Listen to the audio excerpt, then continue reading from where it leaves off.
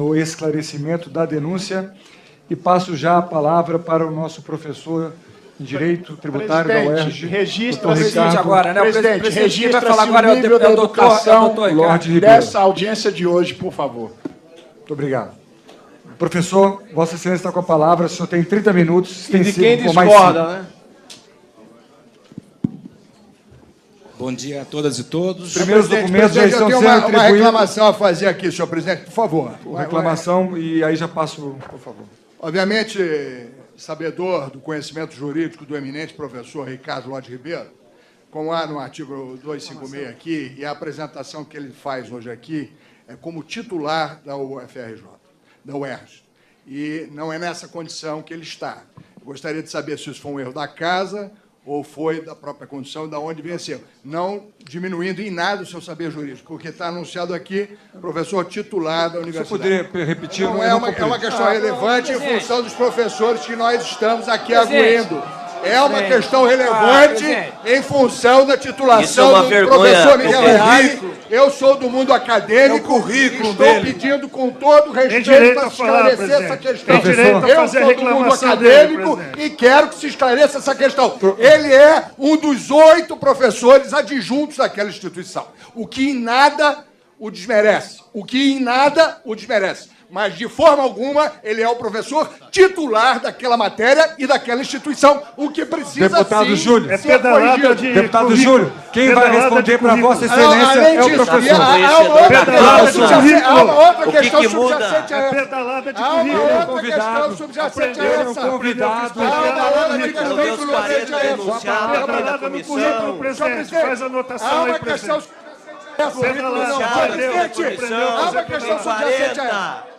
Em vários sites hoje, professor, eu lhe tenho, desculpa, Nós ouvimos todo mundo. Eu tenho o maior respeito pelas pessoas, mas nós estamos aqui, cada um de nós, fazendo o seu trabalho. Eu quero arguir ao professor se não há nenhum constrangimento ético da parte dele, porque hoje, em vários sites, se coloca que o escritório dele, do escritório que ele faz parte, inclusive em sociedade com o eminente senhor ministro do Supremo Tribunal Federal, ministro Barroso, um contrato sem licitação com a Eletronorte de R$2 milhões. Gostaria de saber...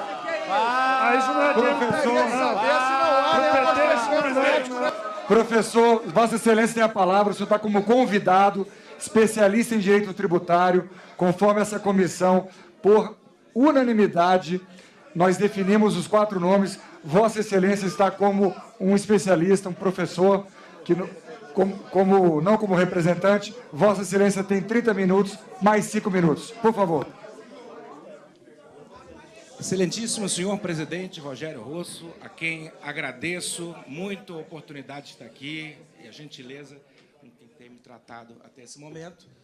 Agradeço também ao relator Jovair Arantes e todos os membros desta mesa, a quem cumprimento, estendendo a todos os parlamentares. Também ao ministro Nelson Barbosa. Falar depois do ministro Nelson Barbosa sobre esse tema é muito mais fácil do que se iniciasse essa apresentação. E queria agradecer ao deputado Júlio Lopes pela oportunidade de fazer esse esclarecimento. De fato, eu sou professor adjunto de Direito Financeiro da UERJ. Se alguém colocou professor titular, não é correta essa informação. E sou também diretor da Faculdade de Direito da UERJ. A respeito de algumas notas que saíram publicadas na imprensa, eu quero esclarecer que eu estou aqui e só vim aqui como professor.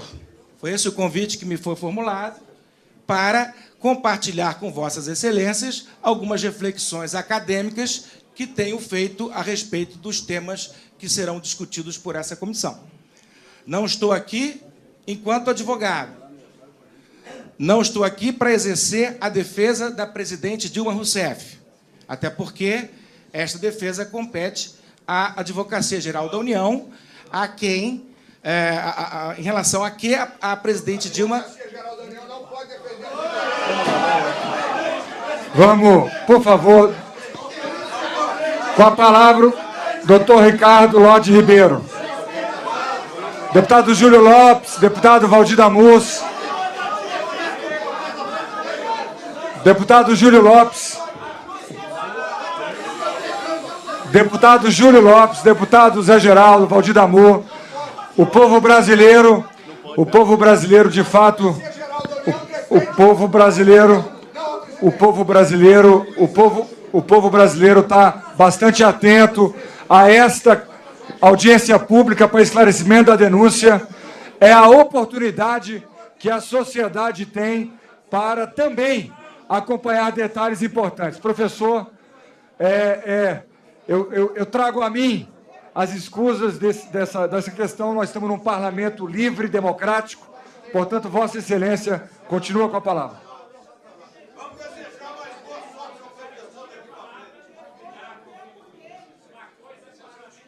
Repondo o tempo, é claro. Claro, repondo. Está parado? Não, mas é porque Vossa Excelência tem 30 minutos para a sua fala. Bom, retomando aqui, em relação à Advocacia Geral da União, estará atendida pelo maior e melhor escritório de advocacia desse país. Abiacchio, deputado Abiacchio, querido deputado Abiacchio, eu sei que vamos aguardar com atenção, é um momento muito importante, é um mestre em direito tributário, todos vão poder falar, portanto, Vossa Excelência continua com a palavra. Professor, vamos lá. Bom, eu dou mais, tá? Bom, Júlio. O que eu quis dizer, deputado Júlio, é que eu não estou aqui para defender a presidente Dilma. Não estou aqui definindo de quem é a competência para isso. Me parece que é da Advocacia Geral da União, mas não há...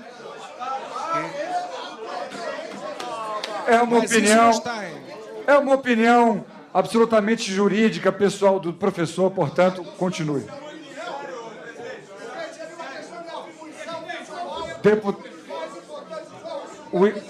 O expositor vem como convidado, portanto, professor Ricardo, Vossa Excelência com a palavra. Vamos ultrapassar essa fase de quem vai defender a presidente. Vamos para os fatos da denúncia, por gentileza. Bom, eu gostaria também de poder esclarecer... Já vou dar mais...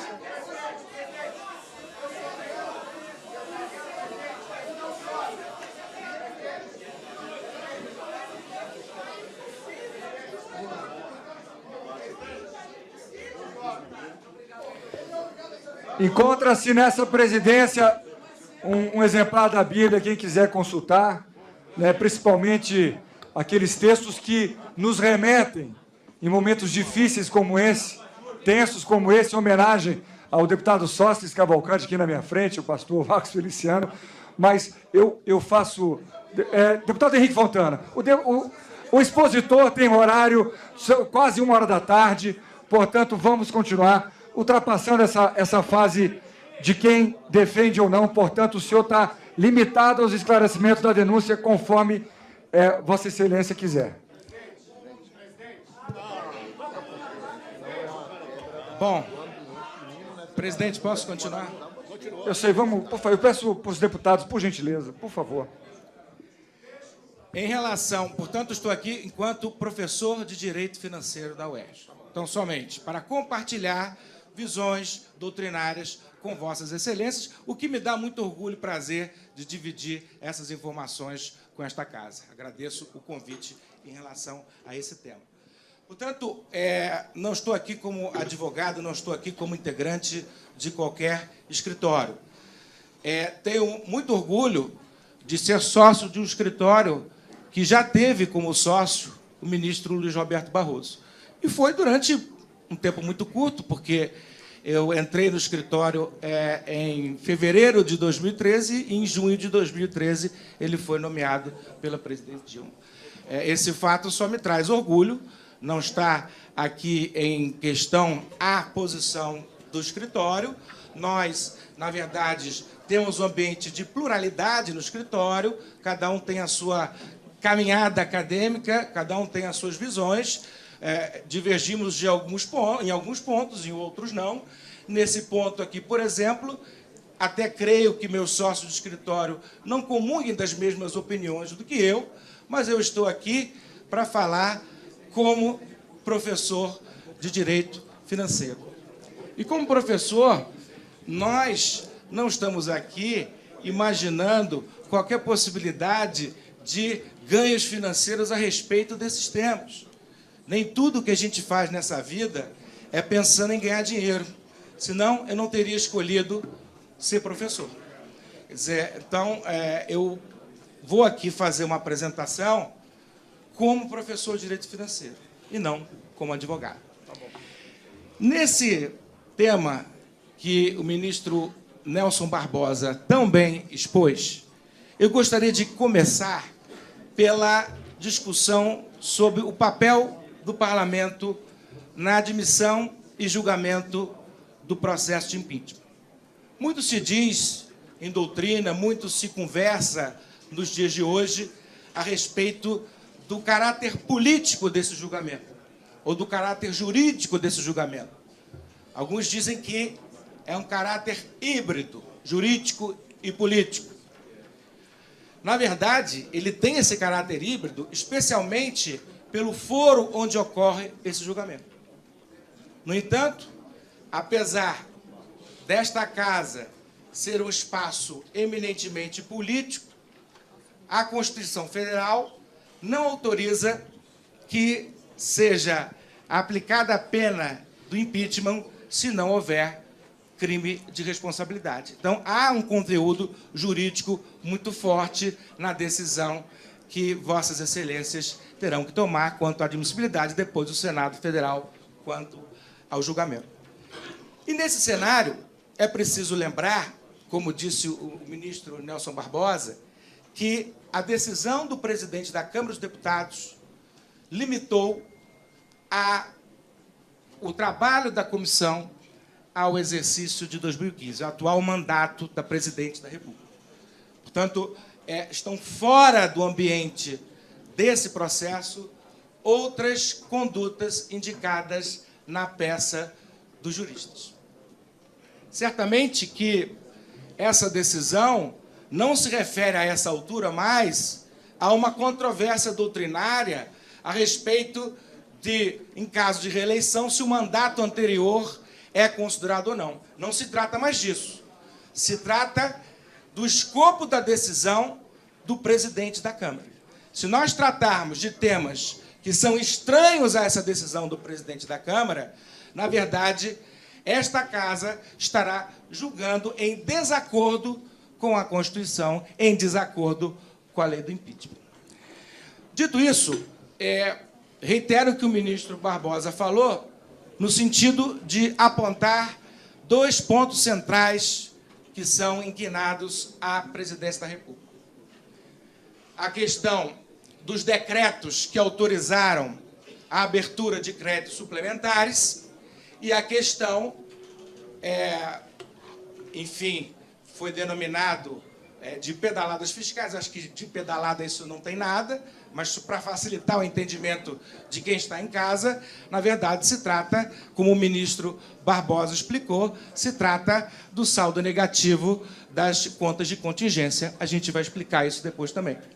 Mas eu vou começar pelo primeiro ponto. Eu vou começar pela questão dos decretos que abriram créditos suplementares.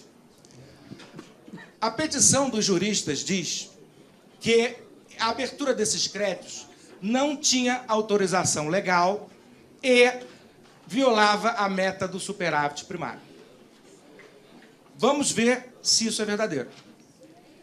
No ano de 2015, assim como no ano de 2014, assim como nos anos anteriores, a aprovação da lei de orçamento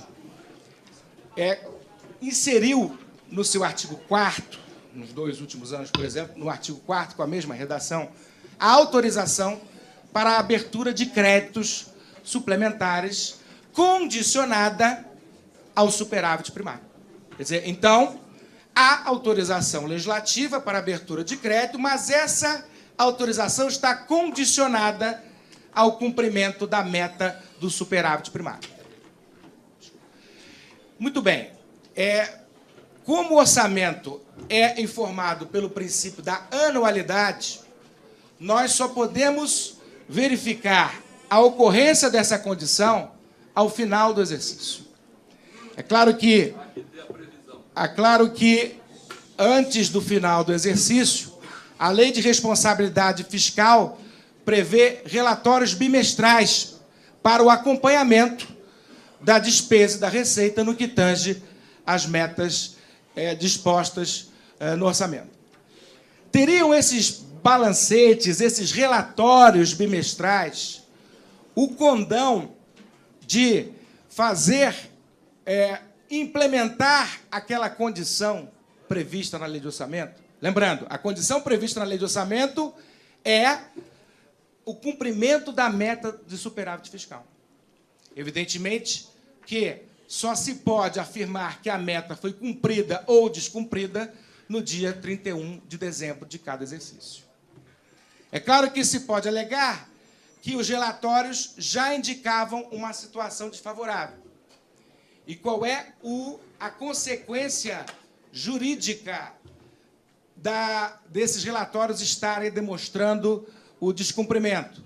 A consequência jurídica é a determinação do contingenciamento das despesas discricionárias. Ou seja, verificado nos relatórios que a meta não está sendo cumprida, despesas discricionárias devem ser contingenciadas. Portanto, em momento algum, no ano de 2014 ou no ano de 2015, nós tivemos o descumprimento da meta primária. E por uma razão muito fácil de entender. Antes do final do exercício financeiro, no ano de 2015, o Congresso Nacional aprovou o PLN número 5 de 2015.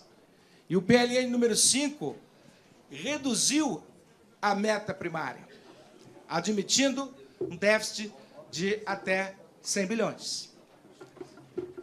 Limite que ultrapassa a todos os valores que nós estamos discutindo aqui hoje. Então, na verdade, no momento que o Congresso Nacional aprova uma lei alterando a meta do superávit primário, aquela condição que estava prevista na lei de orçamento, ela não será realizada.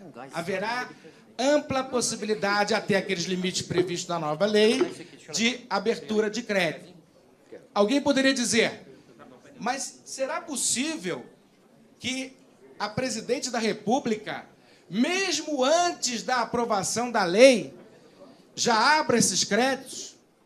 Senhores, essa é a única possibilidade dessa condição se verificar.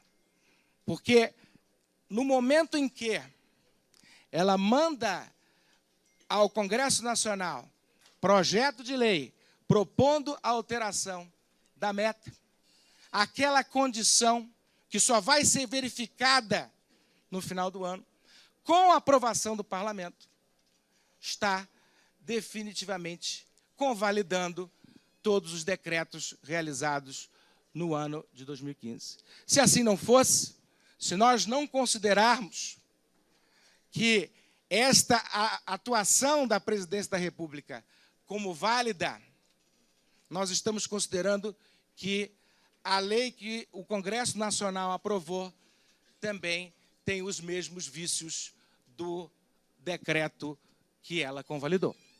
Portanto, não quero crer que, pelo respeito que tem por esta casa, que estas normas tenham sido aprovadas na calada da noite. Não quero crer que essa casa tenha sido chantageada para aprovar qualquer norma nesse sentido.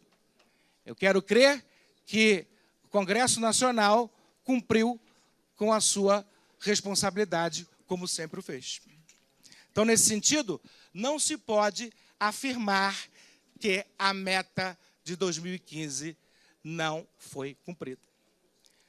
Um outro ponto relevante, que o ministro Nelson já tocou, mas eu gostaria de repisar sobre o viés jurídico, é a distinção entre a programação orçamentária e a gestão financeira do governo. E, nesse ponto, com todo o respeito que eu tenho pelos juristas que aqui ontem tiveram, 2 grandes professores, maior admiração, mas, com todo respeito, a partir da